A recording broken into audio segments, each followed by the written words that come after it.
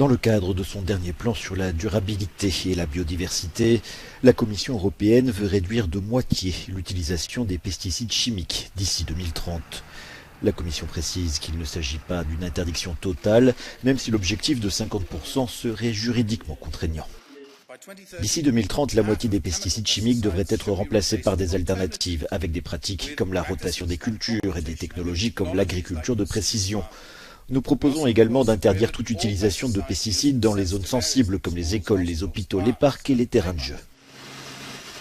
Les États membres devront soumettre des rapports réguliers sur leurs progrès.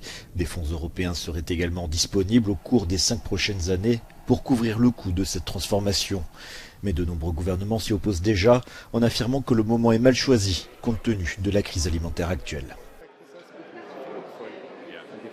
Le moment est complètement inapproprié pour faire cette proposition, car nous sommes dans un moment où l'on a besoin de nourriture en Europe.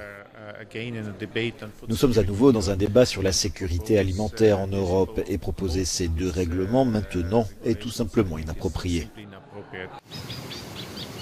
Ces propositions prévoient également un objectif obligatoire de restauration de la nature pour que les pays réparent 20% des écosystèmes endommagés d'ici 2030.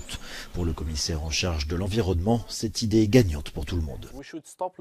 Nous devrions cesser de vivre dans un mythe selon lequel agir pour la nature, restaurer la nature, ne représente que des coûts et aucun bénéfice.